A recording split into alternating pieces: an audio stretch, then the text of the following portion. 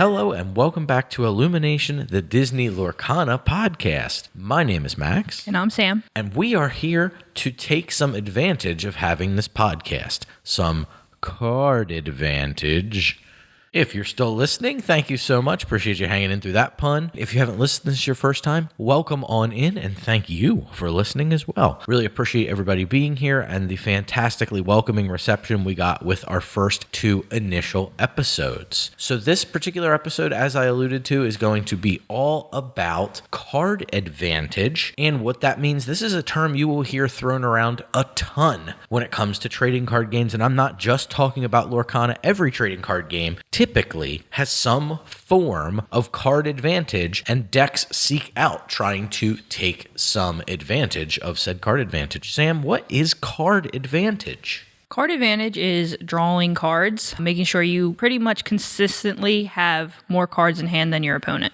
That's a very good and I think kind of bog standard definition that someone would give to that question. What we're here to do is expand on that a little bit and explain a little bit and give you some examples of what we're talking about so you can learn, hopefully, how to deck build a little bit more consistently and increase your playability if you're playing a deck that wishes to seek out taking some card advantage. So card advantage, simply put, is having more access to cards than your opponent. And there are a few ways that trading card games accomplish this. The first one is the most obvious, and Sam named that one already. And there's kind of a card, I imagine, that typifies this. Sam, what is the first card you think of when I say card advantage? Friends on the other side. I kind of figured you'd say that. And I think that Lorcana has done a really nice job of not making cards go too crazy with no difficulty, no barrier to drawing cards. Friends on the other side, probably one of the strongest examples of card draw. Otherwise, it's usually what we can refer to as a cantrip, which is draw a card attached to an effect. You see this on Improvise or Nothing to Hide, or stapled onto a character body. When it comes into play, you draw a card. We see this on Maleficent and Merlin Rabbit. Some other ways to take advantage of cards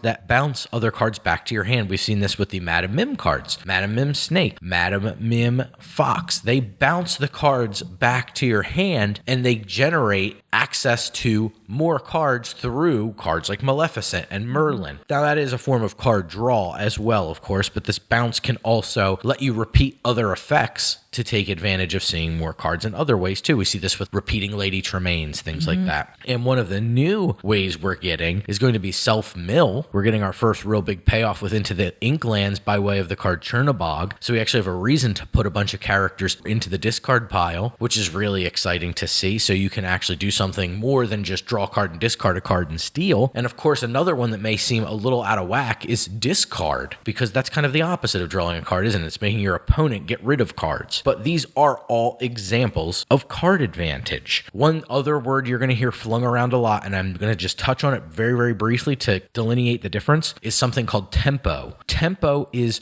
cards that are already in play and on the board. We're talking about characters, locations, we're talking about items, things that are already on the board and generating you advantage by them being on the board, not so much in your hand. So gaining a tempo advantage would be playing a cheap character that quests for a lot. Your Lilo, your Pinocchio. Those things are considered to be tempo advantage. Tempo is anything on the board or in play that is generating an advantage to keep you ahead of your opponent. We are talking about card advantage, which is just simply access to more cards, not getting ahead in the game or progressing towards winning the game, which is what tempo is trying to do. There will be an episode on tempo advantage at some point, I promise you. That is not this episode, and I don't want to bog down the episode any further. This is already a heavy topic. What kind of decks care about card advantage? In Lorcana, it's going to be the control deck.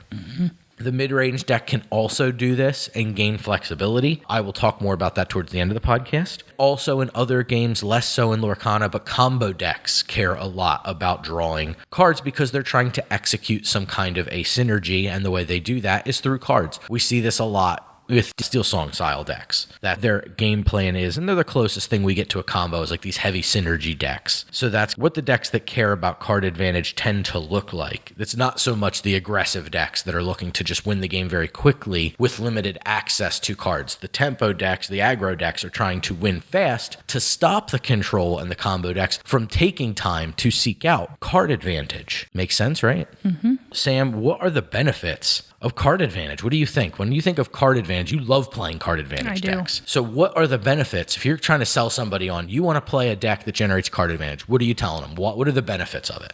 Well, you get to see more of your deck, so you get to your good cards quicker. You have more options for what's in your hands that you want to play. Depending on what the opponent's doing, you have that flexibility of deciding what you want to do because you have more cards in your hand. I think that's pretty well said. I have it as flexibility, options, and consistency are all the things that cards can offer. Flexibility obviously allows you to adjust your game plan accordingly. We see this very, very precisely in the Ruby Amethyst decks of the current time. This would be the Rise of the Floodborn meta. And the decks are very accustomed to being able to go, okay, I'm going to be the aggressor, or whoa, I got to slow this game way down, almost to a snail's pace so that I can then overwhelm. Mm-hmm.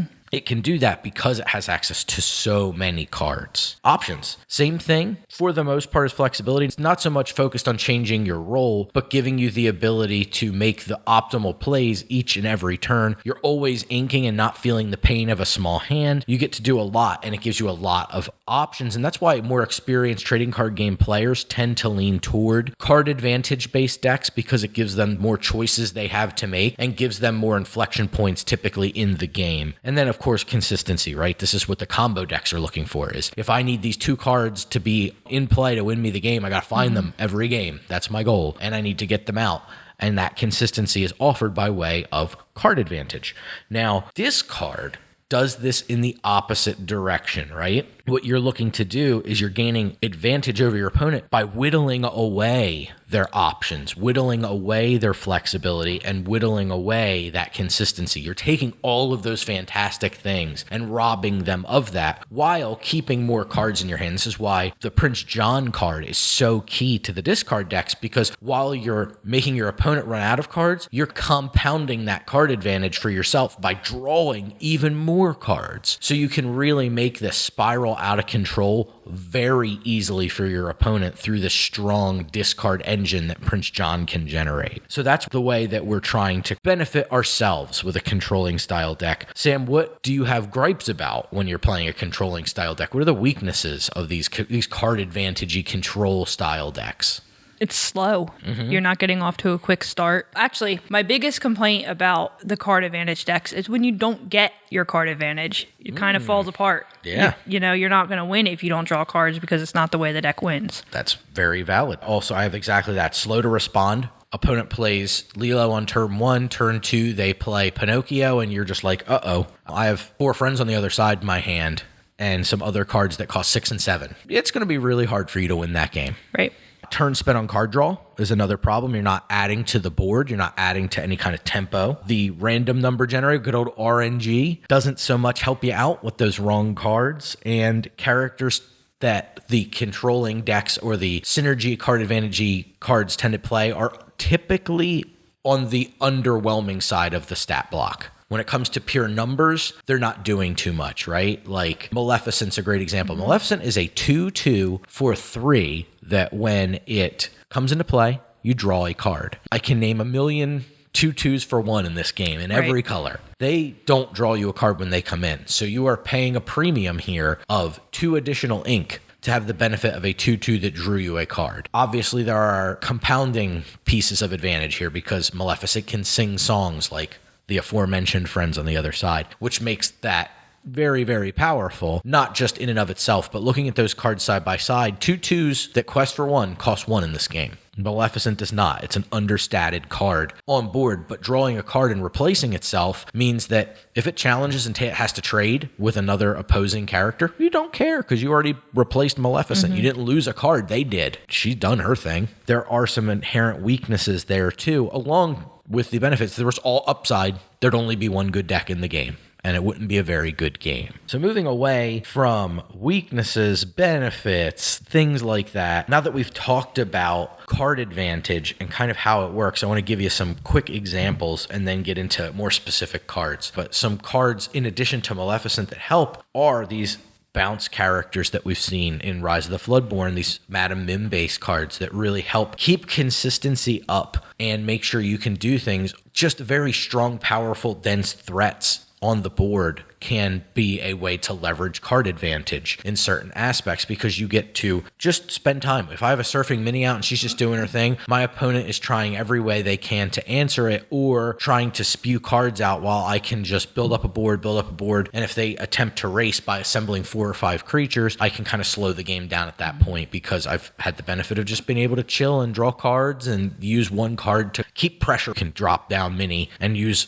all of this card advantage to just let her surf, and she doesn't care. She's just off surfing and doing her thing, and your opponent has to dig and try to find threats or find a specific card that has evasive to be able to answer. It can be a lot of hoops they have to jump through, and by that time they may have given up a couple of cards or inked some cards that might have been way better in the late game because they needed to get down something very fast on that turn. So you're squeezing them on the benefits, right? You're taking away that option and flexibility the same way a discard deck does. So card advantage on the whole, you can see where it's just like, oh, you never really had to try. Sometimes you can look at your opponent and be like, they just had cards in their hand the whole time. Their lowest, they had 5 or 6 cards. The rest of the time, they just had a big, giant hand of cards. And you can see why decks like this tend to lean on cards. Previously, in the first chapter meta, was Magic Mirror. And if you were in the red-purple face-off, you leaned on your Magic Mirrors to just, who could Magic Mirror more? And I know Sam got annoyed with me during the first chapter meta when she would get excited to play a card and be like, no, just draw off Magic Mirror. And she's like, I don't understand why you just keep drawing off Magic Mirror. It's funny you're bringing that up, and I forgot about that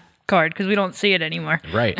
It's really interesting to see, but the first chapter meta was so clunky and slow that it really did matter. Yeah. Like to the point where you were using brooms and befuddles and using broom to sweep your befuddles back into your deck so you could befuddle your broom back to not mill out, because that was a way that you could lose that game very realistically, was to mill out, because it was so common for the first chapter red-purple decks to end up going to time in timed events because they were just very slow, and card advantage was critical. It was everything to that deck's success. So you can see it inherent, especially in that particular build at that particular moment in time with the game. Moving into some non-obvious examples of card advantage. One card that does this that I mentioned lightly but didn't name specifically is Be Prepared. If you're not familiar with Be Prepared, it's a 7-cost song in the ruby color that allows you to banish all the characters in play. That's what it does. Pay 7 or sing it for 7 and banish all the characters in play. This card can generate you card advantage in the way that you get to leverage your cards at a different point. It doesn't give you tempo advantage because it sets the board back to 0. It's tempo neutral, but your opponent played out 3 or 4 cards and you got to answer it with 1. And now you get to deploy more cards that you can use to a more specific advantage. Now, this isn't directly card advantage, right? This is something that's a little bit higher on the card quality scale, but the way it plays in Lorcana is a little different than the way effects like this play in other games. And it actually can grant you a form of card advantage because while your opponent had access to these cards, right? You had access to maybe the same amount of cards, but they didn't get to leverage these characters in a way that they were hoping to. They didn't get to quest with them. They didn't get to use them to challenge. They didn't get to take advantage, true advantage of leveraging their abilities. So you got to take advantage with a nice, well-placed board wipe. Right. In Ruby Amethyst, you could have rabbits out or Cusco's out that is going to draw you cards when you do it as well. Right. You can use that inherent disadvantage to gain an advantage, which is really, really important. And the other card, one of the more difficult cards to explain to a new player, which blew me away the first time I saw this. And I think there was that line of people who saw this card and were like, oh my God, this is one of the most powerful cards I've ever seen in a trading card game. And other people who are like, I do not understand why you people think this is good. And that is A Whole New World. A Whole New World is a 5-cost song in the steel color that can be sung, obviously. And when you do, each player discards their hand of current cards, however many it is, be it 19 or be it 0, and then draws 7 cards. Everyone does this. And now you can say, well, Max, you're both at 7. That's the same number. There's no advantage here. The way you use A Whole New World the most effectively in Lorcana at the point of recording, which again is right before Inklands comes out, is you deploy a bunch of threats or create a lot of ink resource before your opponent has a chance to do that. And then while your opponent's stuck with maybe like 5 or 6 cards in their hand, you maybe have 1, 2, or 3. So when you're discarding cards, you had access to 4, 5, 6 cards. They had access to 2. Because remember, it's about access to cards. That's why I said it's going to come up later in the discussion. Access to cards is a big part of this particular card. It's the access to the cards. What are you doing with the cards you see? Sam, I know you particularly have a disdain for A Whole New World being a control player. I just have trouble with that card because it always catches me. I want to say off guard, but not really. I know it's coming, and there's just nothing I can do about it because of what I mentioned earlier. Right now I'm playing Ruby Amethyst, and I just can't get things down quick enough. So on turn 3 or 4, when I get played A Whole New World against me, it kind of just wrecks me. Right. It doesn't give you time to ink out your small characters that you're bouncing back to your hand with Madam Mims, because you bounce them back to your hand, or you do the really cool like play Lady Tremaine, the red Lady Tremaine that makes them sacrifice a character, and then you pick it back up, and then you're like, aha, I'm going to do that again next turn. And then your opponent goes Whole New World, and you're like, oh no. Or you have 2 or 3 Be Prepared in your hand that you've been saving, and now they're gone. Yes. So being able to Whole New World means that I have tried to play cheaper, more aggressive cards on board to gain a tempo advantage, and then am going to neutralize that by making us both have the same amount of cards again. So now I'm having access to more cards than my opponent, who's just merely discarding them. So unless they're on like a self-mill strategy, they're getting no value out of their cards. So that is a huge card advantage, right? I'm taking advantage of my cards better than my opponent. So when you're building a deck, and if you're thinking that the deck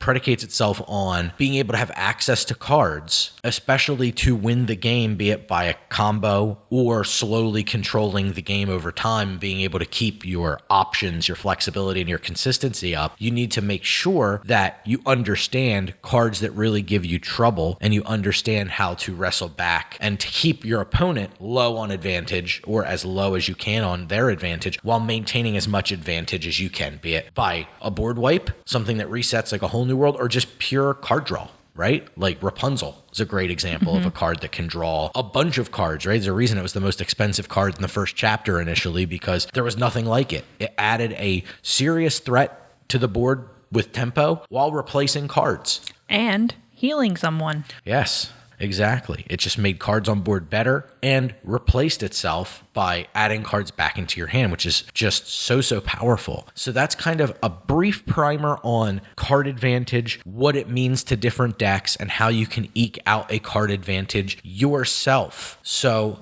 Sam, is there any other cards you want to call out in this card advantage discussion? No, I don't think so.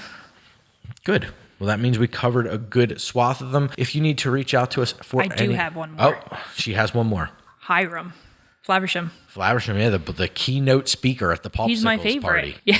So I'm surprised I forgot about him. Yes. Very, very powerful and consistent. He is a card draw engine in and of himself, right? He generates not by himself completely, but with items that also, like Popsicles, give you card advantage, can further escalate your card advantage. And the more cards you see, the more likely you are to find more items to be able to continue to draw more cards. It's a self-fulfilling engine. So it is extremely powerful, and not a surprise that it was the most popular deck coming out of the initial meta for Rise of the Floodborn, because it's just a powerhouse onto itself. So yeah, those are great call outs, and I think a really good way for you to take advantage of getting a bunch of cards in your hand, or trying to figure out how you can make an advantage with the cards that you've played. Feel free to reach out to us. The best way to do it, probably on YouTube. You can hit us up on our landing page for the website. Anything you need to, just reach out to us. We're communicating Superliminal Entertainment, the best way to do that, and keep an eye out for IllumiNation Podcast on your socials, as well as we expand the IllumiNation empire. Sam? Keep questing.